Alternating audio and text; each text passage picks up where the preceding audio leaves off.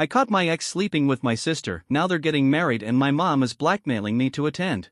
I'm 35 now, and I met my ex-boyfriend Zach, he's 38, almost 6 years ago while I was working at a restaurant. At first, he came across as sweet, charming, and mature. He made me feel loved, appreciated, and like I finally mattered to someone. To give you a little background, I didn't come from the most stable home. Both of my parents were alcoholics, and their constant fighting made the house feel like a war zone. My dad died around the time my younger sister Beatrice, she's 32 now, was born. For some reason, my mom always had a soft spot for Beatrice. From the very beginning, she was the favorite, the one who got all the attention and affection, while I was pretty much pushed to the side. When Zach entered my life, it felt like something finally clicked. He was caring, always buying me little gifts and taking me on long drives. I felt seen for the first time in a long while. But as good as it seemed at the start, our relationship had its dark corners. Right from the beginning, Zach cheated on me 4 times, in fact, twice. He even broke up with me to be with other women. And each time those flings crashed and burned, he came crawling back, crying and insisting I was the one. He'd beg me to take him back. Looking back now, I realize my self-esteem was in the gutter. I truly believed I could be the one to change him, that maybe if I loved him hard enough, he'd stop straying. But the lies and the cheating didn't stop. He kept following random women on Instagram, and eventually, I found out he'd been texting his ex behind my back.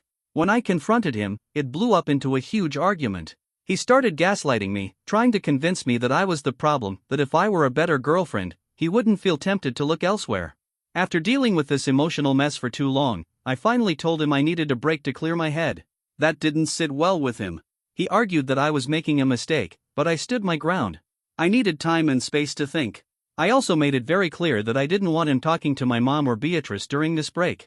They'd gotten close to him since I'd introduced them, and I needed some boundaries. But Zach didn't respect that. He flat out told me, if I want to talk to them, I will. You can't stop me. I tried to reason with him, told him this was between us, and if he truly wanted to fix things, he'd keep our issues private. Still, he kept texting them and even hanging out with them behind my back. When I'd ask my mom or sister if they'd seen or heard from Zach, they'd lie to my face. Eventually, they figured out we were on a break, thanks to all the time they were still spending with him. And they weren't happy about it. They confronted me like I had done something wrong. My mom and Beatrice both told me to stop with the break nonsense and get back with Zach. Beatrice even had the nerve to say Zach missed me and loved me and that I needed to stop acting childish, otherwise, someone else might swoop in and take him. So I asked them point blank if they knew why I'd asked for a break in the first place. My mom nodded and told me that Zach had already explained everything. Still, she didn't think I had any reason to be upset. I tried to lay it out for her, told her Zach had been sexting his ex, had left me twice for other women, and never truly respected me. But she cut me off mid-sentence. She said, "You're young. Men do this sort of thing." I was stunned. I asked her straight up, "Did Dad ever cheat on you?" She shook her head and, with no shame, admitted she had cheated on him once because she was blackout drunk. But Dad forgave her, so she thought I should do the same for Zach. She said Zach was the only man who ever stuck around for me, and I needed to show him some grace. I don't know why, but their words broke me down. I gave in and got back with Zach the very next day. But this time, I laid down a condition: we had to go to therapy together. He wasn't thrilled about it, but he agreed. We went to a few sessions and tried to unpack his behavior. Slowly, things started to change. He stopped following random women online. He didn't message anyone inappropriately. For a while, it felt like we were finally on the right track. We were having healthy intimacy again, communicating better, and the relationship felt strong. I started thinking seriously about marrying him. But Zach told me he wanted to wait until we were financially stable before talking about marriage or kids. I respected that. Honestly, at the time, I really thought he was becoming the man I always hoped he could be. Then last month, everything fell apart. He told me he was going out of town for a week, but I found some receipts in his pocket that proved he'd been here the whole time. My gut told me something was off. That night, while he was asleep, I went through his phone, and that's when my world came crashing down. I found hundreds of messages between him and Beatrice. They had been professing their love for each other and had even exchanged nude photos. I just sat there, shaking, staring at the screen with tears in my eyes. My own sister. I loved her. I protected her. I trusted her. And she did this to me? Looking back, I should have noticed the signs: Beatrice being overly touchy with Zach, or the way he'd glance at her a second too long. But I was blind to it. I knew I could never forgive him, not after this. So I took screenshots of every message and emailed them to myself for proof. The next day, I confronted Zach. We got into a huge fight. I demanded to know how he could do this, especially with my sister. What he said next completely shattered me. He claimed he didn't love me anymore. Said I had changed. That I didn't give him enough attention. I lost it. I reminded him of everything I had done for him. How I had stood by his side, forgiven him time and time again. And this is how he repaid me?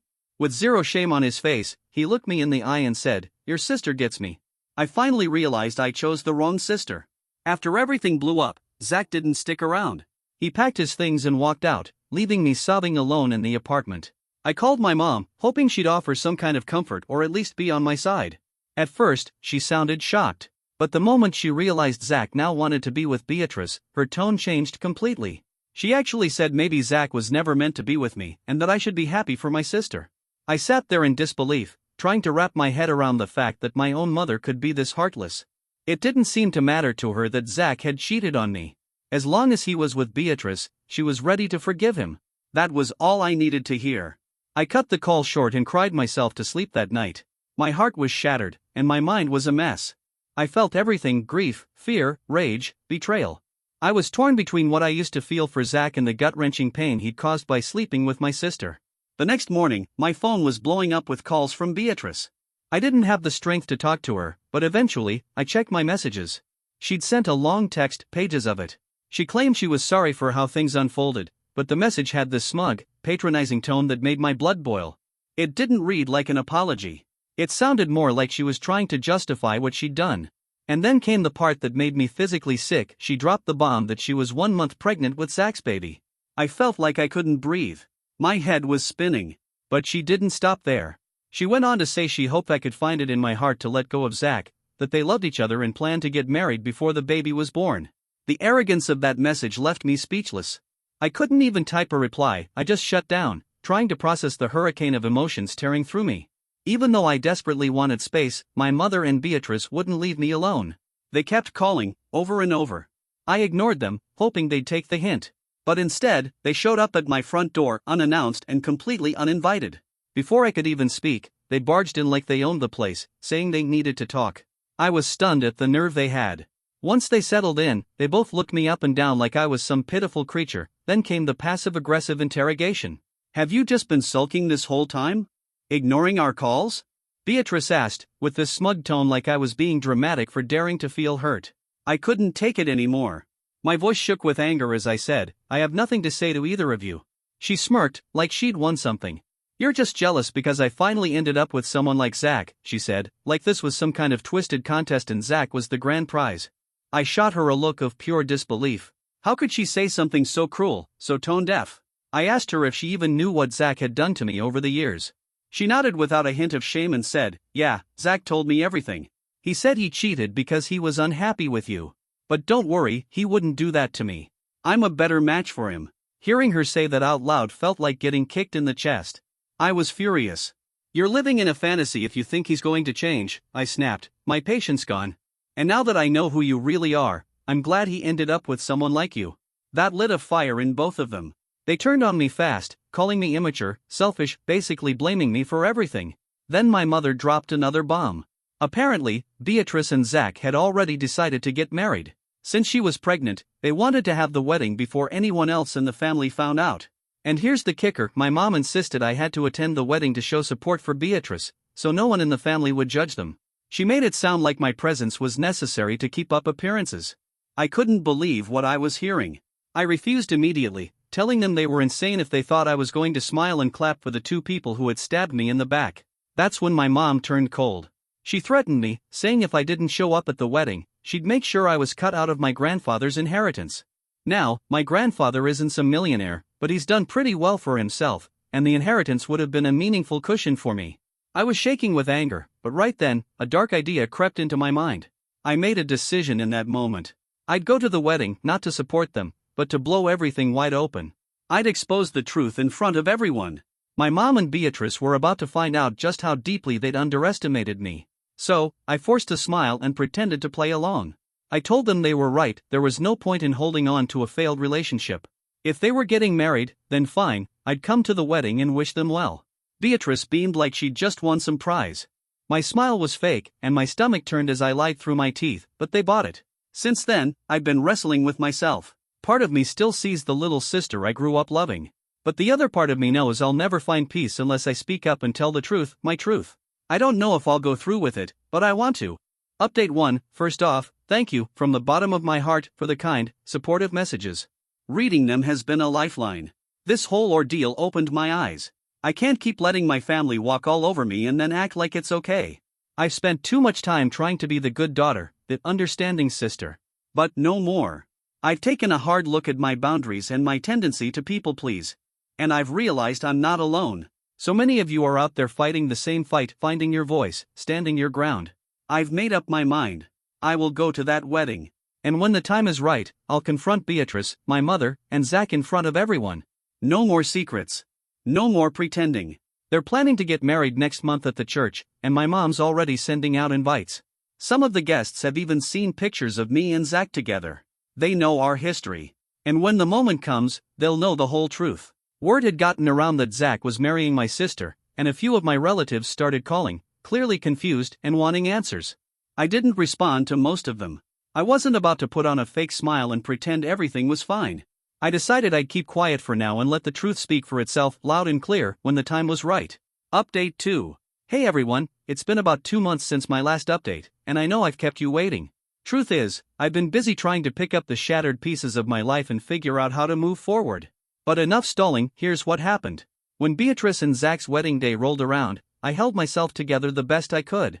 I showed up with my head high, masking all the chaos swirling inside me behind a calm, collected facade. I wore a floor-length red dress, one Zach had actually bought for me back when we were still together. It always looked good on me, and I wanted it to be the last image he ever had of me. I wanted to walk into that church wearing that dress and make sure he never forgot what he gave up and what he betrayed. The ceremony itself went off without a hitch. Beatrice and Zach exchanged vows like nothing had happened. Everyone around them was clapping, smiling, offering congratulations. It was like they were all completely oblivious to the storm that was about to hit. As the reception started, a knot of tension tightened in my stomach. The moment I'd been waiting for was getting closer. It was almost time to set my plan into motion. When the speeches began, my mother was the first one to stand up. She gave this glowing, overly sweet toast, going on about how happy she was to see Zach and Beatrice together. I don't know what kind of fairy tale she'd fed everyone, but clearly, they'd all bought into it. She gushed about how Zach was the perfect man for her daughter and how she was so excited about their future together. I wanted to scream, but I stayed quiet. I let her talk. I let her have that one last moment. When she finally sat down, I stood up. I felt every eye in the room shift toward me. The smiles were still there, but a little more hesitant now. My mother and Beatrice both turned, looking unsure of what was about to happen. I took a deep breath and steadied myself. My heart was pounding, but I knew what I had to do. I started off slow, congratulating the newlyweds with a forced smile. Then, I said something that made Beatrice's face drain of color. I told everyone how lucky she was to have a sister like me, because without me dating Zach first, she never would have met him. The room went still. I kept going. I explained how Beatrice and I had always shared things growing up. Toys, clothes, secrets. But apparently, as an adult, she figured that included my boyfriend too. A loud gasp rippled through the crowd. I caught my mother's face, bright red and furious, but I didn't stop. I told them everything. How Zach had cheated on me more than once. How I had forgiven him over and over again. And then, how I found out he had been sleeping with my sister. I watched the disbelief wash over everyone like a wave. No one said a word, they just listened, stunned. Then I told them how my mother found out about it, and instead of being outraged, she told me to forgive them because Beatrice was pregnant. That's when they rushed to plan the wedding, trying to cover up the scandal before the rest of the family caught wind of it. That wasn't even the worst part. I looked straight at my grandfather and told him what my mom had said to me, that if I didn't come to the wedding and put on a happy face, she'd make sure I was cut off from his inheritance. I watched my grandfather slowly rise from his seat, trembling with anger. He looked my mother straight in the eye and asked, "Is this true?" And just like I knew she would, my mother tried to twist everything. She claimed I was mentally unstable. That I was just bitter because Zach had broken up with me. She called me jealous and accused me of lying. The tension in the room was thick, nobody knew what to believe. That's when Beatrice jumped in too. She said yes, Zach was my boyfriend first, but he had never really loved me. She insisted I was making it all up out of spite. I stayed calm. I didn't raise my voice. I didn't cry. I just smiled and did what I had prepared for all along. With shaky hands, I pulled out my phone and sent a group message to the entire family, every single person at that wedding, including Beatrice and my mother. Attached were all the messages and pictures I had saved. Hundreds of texts between Zach and Beatrice. Some of them were taken in my bedroom. One by one, phones started dinging across the hall. Guests began reading the messages in real time. Gasps filled the air. People's expressions shifted from confusion to horror. Some of my cousins looked up at me with wide, stunned eyes.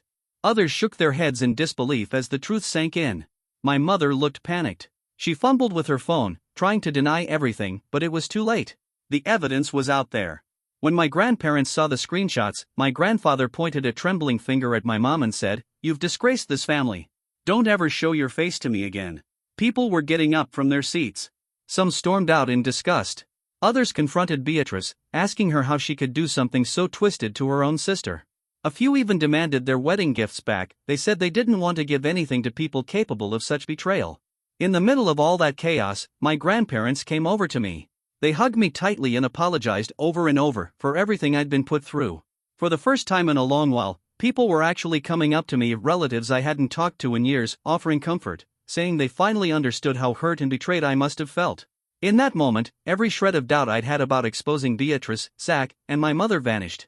I knew with full clarity that I had done the right thing. Then came the final blow.